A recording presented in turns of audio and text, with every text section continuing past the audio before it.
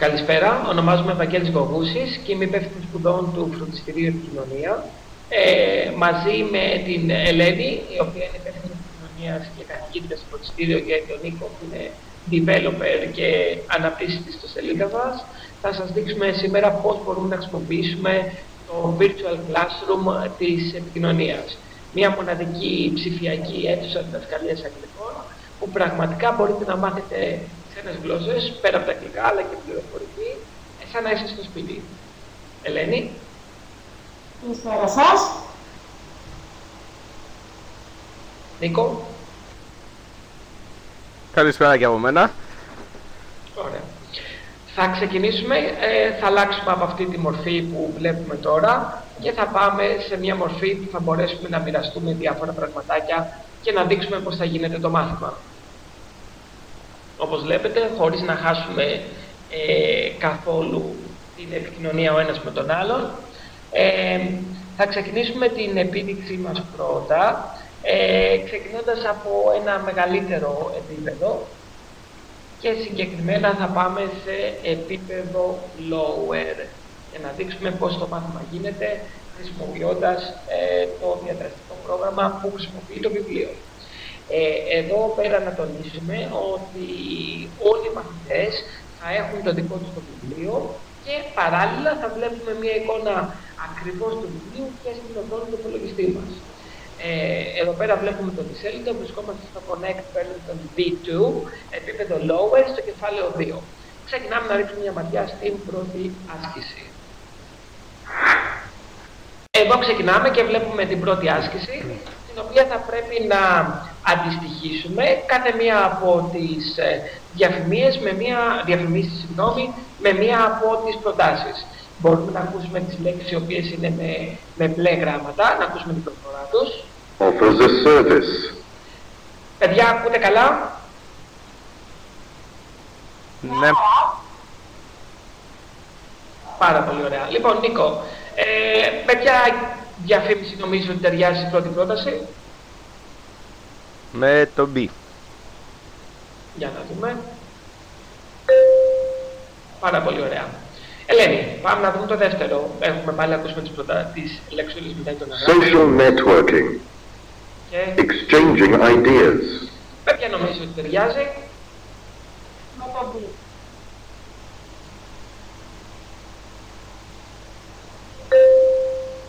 Πάρα πολύ ωραία. Λοιπόν, και αφήνουμε αυτή την άσκηση που συνεχίζει με την ίδια μορφή και προχωράμε παρακάτω. Στην επόμενη άσκηση, αυτό που θα πρέπει να κάνουμε, να βρούμε τι σημαίνει κάθε μία από τις λέξεις με τα μπλε έντονα γράμματα. Για κάθε μία από τις λέξεις μπορούμε να δούμε τι σημαίνει τελικά και επίσης μπορούμε να ακούσουμε τι σημαίνει. Opposed to. Ωραία. Νίκος, people are opposed to using animals for research because it's cruel. What does be opposed to mean? For or against? Against. Sorry. Πάρα πολύ ωραία. Against. Πολύ ωραία. Και λέει, the response to our appeal for donations was overwhelming. Για να δούμε τι σημαίνει το overwhelming. Και να το ακούσουμε. Overwhelming. Huge or tiny? Huge. Πάρα πολύ ωραία. Φεύγουμε και από την άσκηση, πάμε παρακάτω. Και πάμε στην άσκηση C. In exercise C, we have to read the sentences 1 to 6 below and match them to the sentences A to F that follow them. And we have to drag the numbers. Αλλά τι πρέπει να κάνουμε? Πρέπει να αντιστοιχίσουμε τις προτάσεις 1 ως 6 με τις προτάσεις A to F, τραβώντας τα νούμερα παρακάτω. Number 1. The project that won the award was the brainchild of one student. Βλέπουμε το brainchild τι σημαίνει πάλι και ακούμε και πώς μου φέρεται. Brainchild. Νίκος, πες μας μια απάντηση τυχαία, δεν μας ενδιαφέρει, ας είναι και λάθος. Το B.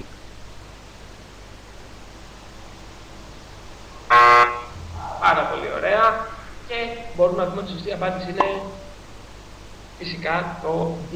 He came up with the idea on his own. Ελένη, θα σου δώσω την ευκαιρία εδώ, θα κάνεις την επόμενη άσκηση. Πρωτού προχωρήσουμε τώρα παρακάτω, θα ρωτήσουμε τα παιδιά να δούμε ποια είναι η αίσθηση που έχουν σχετικά με το μάθημα, αν πλησιάζει στην αίσθηση της πραγματικότητας, να κάνεις το μάθημα δηλαδή πραγματικά, ή αν είναι κάτι που είναι πολύ δύσκολο να το παρακολουθήσουν. Ελένη. Είναι σαν να βρίσκεσαι σε μία τάξη πραγματικά. Ο ήχος είναι πάρα πολύ καλός. Τα γραφικά επίσης είναι άψογα και είναι ουσιαστικά σαν να βρίσκεσαι σε μία πραγματική τάξη. Νίκο. Όπως είπε και η Ελένη, ο ήχος είναι το βασικότερο απ' όλα. Δηλαδή υπάρχει πλήρης κατανόηση και από το πρόγραμμα κάτω των βιβλίων, αλλά και η επικοινωνία με τον καθηγητή, οπότε δεν υπάρχει κανένα πρόβλημα. Είναι εύκολα και κατανοητά όλα. Εδώ θα πρέπει να τονίσουμε ότι το μάθημα, ξαναλέμε, θα γίνεται σε συνδυασμό με τα βιβλία. Όπως ακριβώς δηλαδή το κάνουμε στο φροντιστήριό μας όλα αυτά τα χρόνια. Και πάμε παρακάτω να δούμε μία άσκηση reading, στο οποίο θα πρέπει οι μαθητές να αντιστοιχίσουν τη σωστή απάντηση. Δεν θα ασχοληθούμε εδώ πέρα πάρα πολύ με τα παιδιά να τα βάλουμε σε διαδικασία να βρουν απαντήσεις. Ο καθένας, ξαναλέω, θα έχει το βιβλίο του μπροστά. Βλέπουμε την πρώτη απάντηση, η οποία μας δείχνει ποιες είναι οι λέξεις κλειδιά και οι λέξεις οι οποίες θα πρέπει να προσέξουμε για να βρούμε τη σωστή απάντηση. Το ίδιο μπορούμε να κάνουμε σε κάθε μία από τις ερωτήσεις και στη συνέχεια θα προχωρήσουμε στο να προσπαθήσουμε να βρούμε τη σωστή απάντηση. Δεν θα αρκεστούμε στο να βρούμε έτσι απλά μόνο τη σωστή απάντηση και να πούμε ότι το νούμερο 1 είναι το D ή στο νούμερο 2 είναι η σωστή απάντηση A, αλλά επιπλέον μπορούμε να δούμε ακριβώς το κομμάτι πάνω στο οποίο αναφέρεται η συγκεκριμένη απάντηση. Εδώ λέει για παράδειγμα Who found that the internet could provide solutions, και βλέπουμε στο κείμενο να αναφέρει ότι the program really benefited the students, but there were many flaws, such as not having a reliable place to hold the program. Victoria explained, because their website is online, there is no issue of location. Ακριβώς όπως και εμείς είμαστε online και δεν έχουμε κανένα θέμα τοποθεσίας, έτσι κι αλλιώς εδώ πέρα μπορούμε να δούμε ότι το ίντερνετ μπορεί πραγματικά να παρέχει πολύ σημαντικές λύσεις και στον τομέα της εκπαίδευσης. Συνεχίζουμε, απλά θα θέλαμε να ρίξουμε μια ματιά σε κάποιες ενδεικτικές ασκήσεις και να δείξουμε πώς πραγματικά μπορεί να γίνει το μάθημα. Θα προχωρήσουμε να δούμε λίγο μια άσκηση listening για να δείξουμε ότι και εκεί μπορούμε να εκμεταλλευτούμε τις δυνατότητες να μπει το διαδραστικό πρόγραμμα. Όπως βλέπετε, γυρνάμε τις σελίδες του προγράμματος κανονικά, σαν να γυρνάμε το βιβλίο μας, σαν να ήμασταν μέσα στην τάξη. Εδώ έχουμε μια άσκηση listening.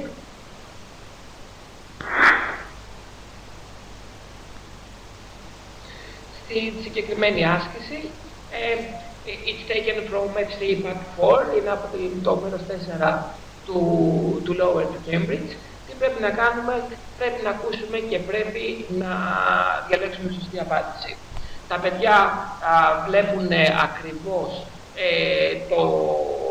το βιβλίο που έχουν μπροστά τους και ακούνε το recording. You will hear an interview about a computer experiment carried out among poor children in India. For questions 1 to 7, choose the best answer, A, B, or C. Today on Technology Now, we will be talking about a unique experiment carried out with computers and children in New Delhi, India between 1999 and 2005. In this experiment, computers with internet connection were given to groups of children in poor areas of India. These are children who live in the streets or in homes where there is no electricity or running water, let alone a computer. Το σταματάω εδώ πέρα, απλά γιατί δεν υπάρχει λόγος να ακούσουμε ολόκληρο το recording. Ελένη, ποια ήταν η ποιότητα του ήχου? Ήταν πάρα πολύ καλή. Θα μπορούσες να βρεις τις απαντήσεις? Βεβαίως, ναι. Νίκο? Και εγώ το άκουσα πάρα πολύ καθαρά. Μπορούμε δηλαδή εύκολα να βρούμε την απάντηση.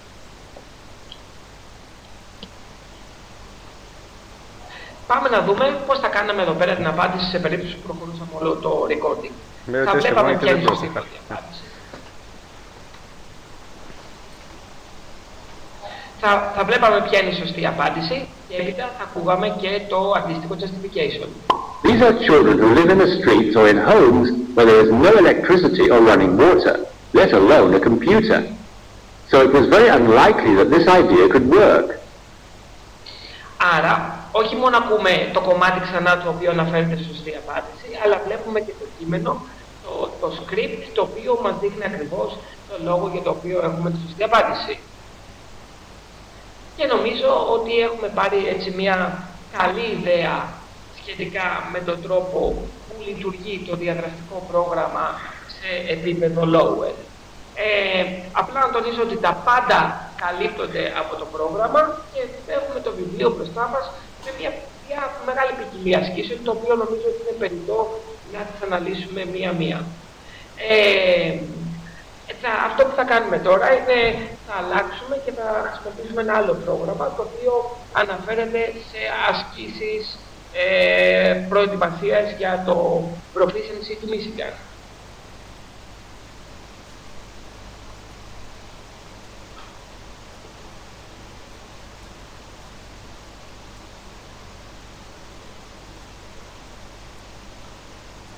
Όπως βλέπετε, πάρα πολύ απλά πηγαίνουμε στο καινούργιο μας το βιβλίο, κάνουμε προετοιμασία για το Michigan Proficiency. Έχουμε practice tests, το συγκεκριμένο βιβλίο έχει 8 practice tests. Πάμε να δοκιμάσουμε το πρώτο, το practice test. Θα χρειαστεί να πάμε στο practice mode. Εδώ βλέπουμε ότι το Michigan Proficiency έχει 4 parts. Writing, listening, grammar, clause, vocabulary και reading. Φυσικά υπάρχει το speaking, το οποίο δεν υποστηρίζεται. Θα αφήσουμε το... Ας δούμε το writing. Εδώ απλά στο writing μπορούμε να δούμε τα θέματα και μπορούμε να δούμε ένα υπόδειγμα μιας έκθεσης. Θα με ρωτήσετε και τι κάνουμε με τις εκθέσεις. Τις εκθέσεις που γράφουν οι μαθητές μας τις στέλνουν μέσω mail, μέσα από συγκεκριμένο σημείο της σελίδας μας και τις επιστρέφουμε διορθωμένες. Πάμε στο listening, το οποίο έχει και τις μεγαλύτερες δυσκολίες και τις μεγαλύτερες απαιτήσεις στο σύστημά μας. Επιλέγουμε το Part 1. Μπορούμε να κάνουμε το listening με δύο τρόπους. Πρώτον, να κάνουμε ολόκληρο το Part 1 από την αρχή μέχρι το τέλος. Για να το κάνουμε αυτό, θα πατούσα το play και οι μαθητές θα γράφουν τις απαντήσεις τους στο βιβλίο. Πάμε να δούμε πώς θα ακουγόταν. Practice test 1. Listening. This section of the examination tests your understanding of spoken English. The listening section has 3 parts. There are 50 questions. Mark all your answers on the separate answer sheet. Do not make any stray marks on the answer sheet.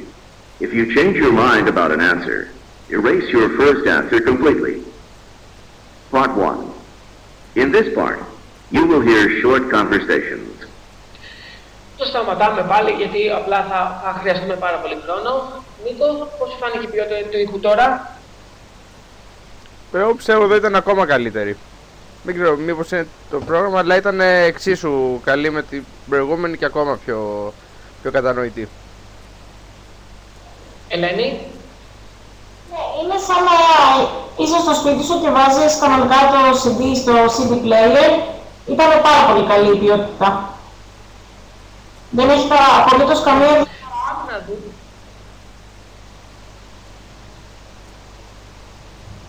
Πάμε να δούμε αν τελικά τα παιδιά μπορούν να βρουν τις απαντήσεις στις ερωτήσεις μας. μπορούμε να πάμε να τα δούμε εδώ πέρα ένα-ένα ξεχωριστά. Πάμε λοιπόν να δούμε κατά πόσο τα παιδιά μπορούν να ακούσουν αρκετά καλά και μπορούν να βρουν τις σωστές απαντήσεις. Ελένη, θα ξεκινήσεις εσύ για να ακούσουμε. 1.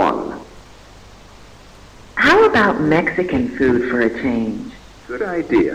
It's been ages since we had any, and I'm tired of Chinese. Okay then.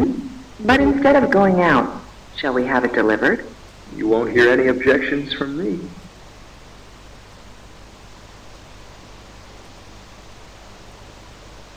Ελένη.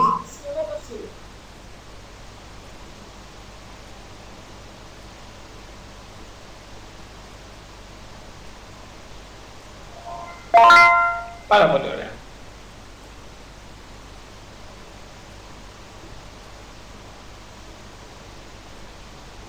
Two. I hope you like it. How could I not? It was really sweet of you to remember. You didn't think I'd forget, did you? Νίκο. Η απάντηση είναι το B.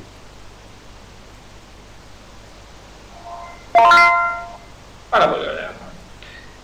Άρα βλέπουμε ότι μπορεί να μας ικανοποιήσει και σε αυτό το επίπεδο.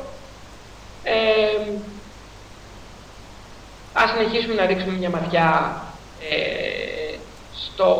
στο grammar και στο vocabulary, το close. Θα ξεκινήσουμε από το grammar. Βλέπουμε εδώ πέρα μία ερώτηση από την γραμματική, από το grammar. Ελένη, δώσε μας μία απάντηση τυχαία, έτσι ώστε να δούμε ότι μπορείτε να είσαστε καλά. I.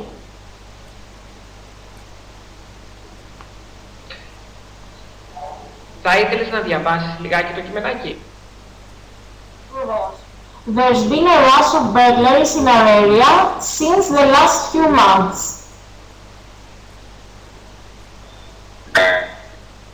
Όμορφα, βλέπουμε ότι η σωστή απάντηση είναι over the last few months και μπορούμε να το εξηγήσουμε, δεν θα το εξηγήσουμε τώρα. Νίκος.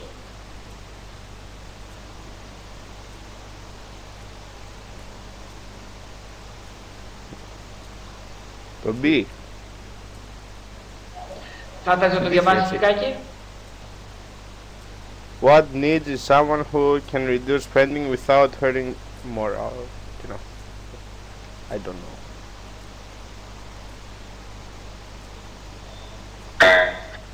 Πολύ ωραία. What is needed είναι η σωστή απάντηση. Νομίζω ότι δεν χρειάζεται να ασχοληθούμε επιπλέον. Με την ίδια λογική ακολουθούν και ερωτήσεις στο close και στο reading. Εδώ μπορούμε να δούμε και πόσο καλά έχουμε πάει στις ερωτήσεις, πόσο σωστά έχουμε βρει ή όχι. Προχωράμε και θα πάμε λιγάκι μόνο στο reading για να δούμε πώς γίνεται το reading. Εδώ, σε κάθε ερώτηση, έχουμε το reading. Κάθε κείμενο έχει 5 ερωτησούλες. Οι οδηγίες. Δίνουμε τη σωστή απάντηση. Και βλέπουμε από κάτω ότι μας λέει ποια είναι η σωστή απάντηση και πού ακριβώς βρίσκεται το justification και για ποιο λόγο τα υπόλοιπα δεν είναι σωστά. Έτσι μπορούμε να καλύψουμε όλες τις εξετάσεις που υπάρχουν χρησιμοποιώντας διαδραστικό υλικό από διαφόρους εκδότες και από διάφορα βιβλία, πάντοτε τα πιο σύγχρονα. Η επόμενη ερώτηση που θα μου κάνετε είναι μα ναι, υπάρχουν για όλα τα βιβλία που κάνετε διαδραστικό υλικό? Και η απάντηση είναι ότι αλήθεια τα περισσότερα, ένα 90% καλύπτονται με διαδραστικό υλικό. Τι συμβαίνει όταν δεν έχουμε διαδραστικό υλικό? Πριν προχωρήσουμε να πούμε ότι η ταχύτητα της αναλλαγής από τη μία σελίδα στην άλλη είναι αρκετά γρήγορη, που σημαίνει ότι η αναμονή των μαθητών εμένα και του Νίκου δεν μας καθυστερεί και δεν είναι κάτι κουραστικό. Συμφωνείς, Νίκο? Απόλυτα. Μπορούμε να δούμε ότι έχουμε μια κανονική συζήτηση, σαν να βρισκόμαστε ο ένας δίπλα στον άλλον. Η αλήθεια είναι ότι εγώ με την Ελένη δεν βρισκόμαστε και πολύ μακριά, διαφέρουμε μόνο έναν όροφο, αλλά δεν έχει καμία σημασία. Ο Νίκος βρίσκεται στο σπίτι του. Να πούμε επίσης ότι 3 κάμερες, η δικιά μου, της Ελένης και η κάμερα του λάπτοπ που απλά υπάρχει έτσι ώστε να έχουμε και έναν επιπλέον μαθητή στην συνάντησή μας, παίρνουν ίντερνετ ακριβώς από τον ίδιο φορέα. Που σημαίνει ότι τα πράγματα μπορεί να γίνουν και λίγο πιο γρήγορα σε πραγματικές συνθήκες, γιατί το ίντερνετ θα χρησιμοποιείται μόνο από τον καθηγητή και όχι από 3 διαφορετικές κάμερες.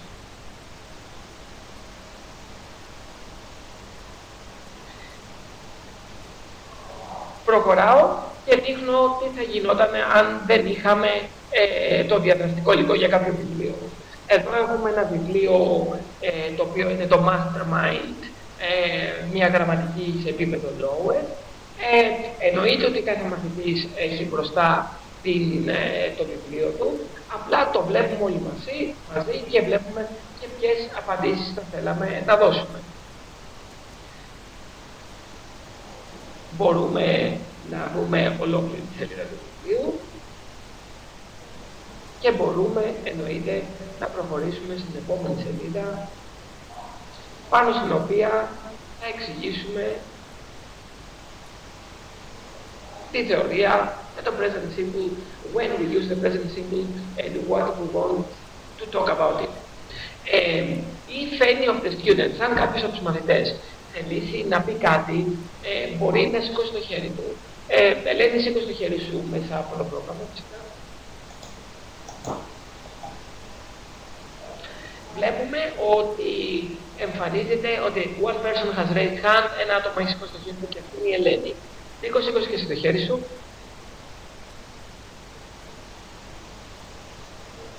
Και μαζί βλέπουμε και τον Νίκο. Που σημαίνει ότι τα παιδιά θέλουν να μου πούνε κάτι, εγώ που δεν αντιλαμβάνομαι αυτό, θα κλείνω και τους δίνω το λόγο να μιλήσουν. Εκτός από το να σηκώσουν το χέρι, τα παιδιά μπορούν να εκφράσουν τη γνώμη τους, να κάνουν agree ή disagree, ή μπορούν να μου ζητήσουν να μιλάω λίγο πιο δυνατά ή λίγο πιο σιγά, λίγο πιο γρήγορα ή λίγο πιο αργά, να γελάσουν με αυτά που έχω πει, χωρίς να γελάσουν στην πραγματικότητα, έτσι ώστε να επικρατεί μια σχετική ηρεμία και μια τάξη στο μάθημα, ή επίσης να χειροκροτήσουν σχετικά με αυτό που λέω. Για να ακούσω ένα χειροκρότημα από όλους σας.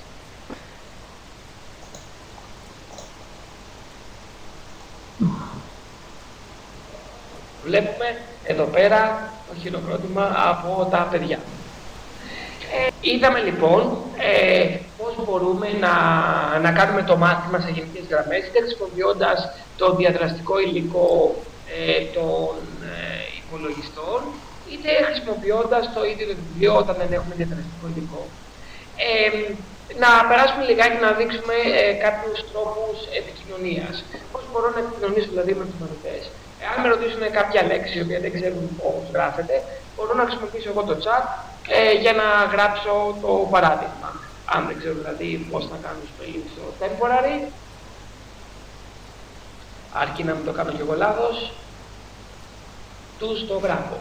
Τώρα, εάν θέλω εγώ να γράψω κάποιο παράδειγμα, υπάρχουν πάρα πολλές λύσεις που μπορώ να χρησιμοποιήσω. Θα δείξω την πιο απλή. Να πω επίσης ότι είμαστε σε φάση πλήρους εξέλιξης του προγράμματος και σίγουρα τα πράγματα με τη χρήση του θα βελτιώνονται σε καθημερινή βάση. Ας δούμε πώς μπορούμε να σας δείξω κάποια παραδείγματα.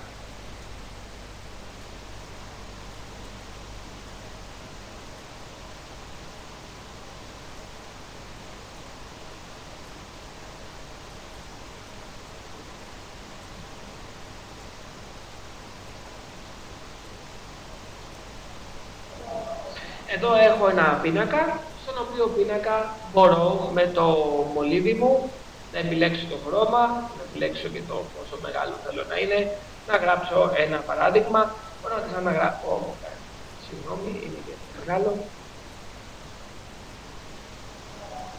Να γράψω για παράδειγμα το temporary.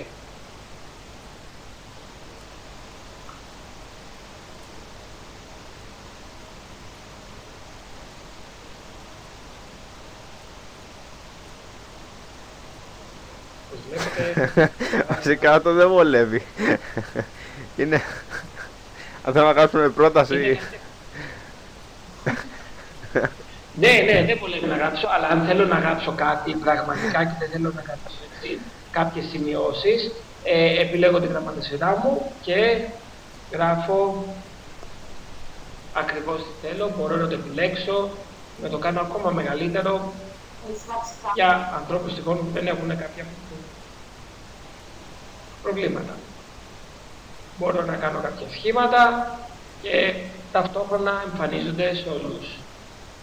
Και οτιδήποτε άλλο θελήσω. Υπάρχουν και άλλοι τρόποι να κρατήσω σημειώσεις και να δείξω παραδείγματα, για τους οποίους θα αναφερθούμε κάποια άλλη στιγμή. Μπορούμε επίσης να μοιραστούμε και οποιοδήποτε έγγραφο έχουμε μέσα στον υπολογιστή μας. Για παράδειγμα, είδαμε πώς μπορούμε να κάνουμε το μάθημα σε γενικές γραμμές. Απλά να πούμε ότι ουσιαστικά μπορούμε να μοιραστούμε τα πάντα με τους μαθητές μας και να έχουν πρόσβαση σε αυτά οτιδήποτε και να είναι, οποιοδήποτε πρόγραμμα και αν έχουμε στον υπολογιστή μας, άσχετα αν αυτό το πρόγραμμα είναι κατευθυνμένο στον δικό του υπολογιστή, χωρίς μαθητές να χρειάζεται να έχουν οποιαδήποτε επαφή με την γλώσσα ή με υπολογιστές. Η είσοδος μέσα στην αίθουσα δασκαλίας είναι πάρα πολύ απλή, απλά γράφουν το όνομά τους και μπαίνουν. Τώρα θα μοιραστούμε με τα παιδιά ένα αρχείο του Word,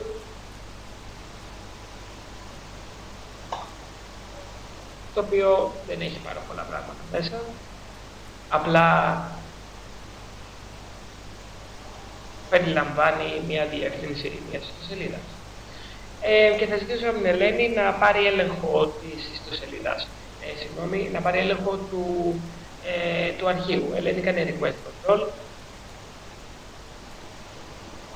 Η Ελένη μου ζητάει να πάρει έλεγχο και της το δίνω. Ελένη, θα ήθελα να σβήσεις αυτό που γράφει και να γράψεις το όνομά σου.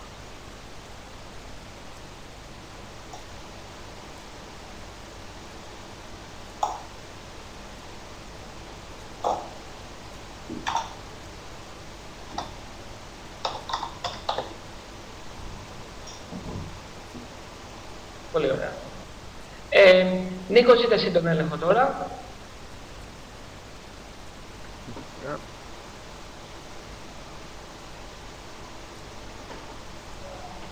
Και τώρα ο Νίκος ελέγχει τον υπολογιστή. Νίκο, θα ήθελα να σβήσεις το όνομα της Ελένης και να γράψεις το δικό σου όνομα.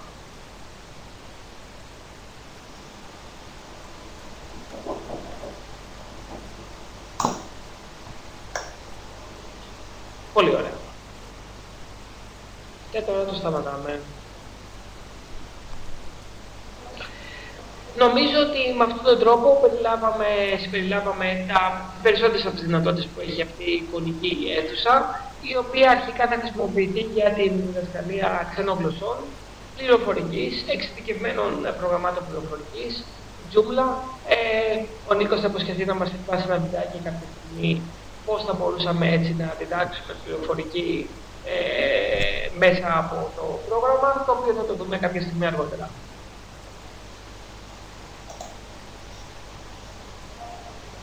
Θα ήθελα να σας ευχαριστήσω και τους δύο για τη βοήθεια και ελπίζουμε να βρει η virtual class που ετοιμάζουμε την ανταπόκριση που περιμένουμε από τον κόσμο.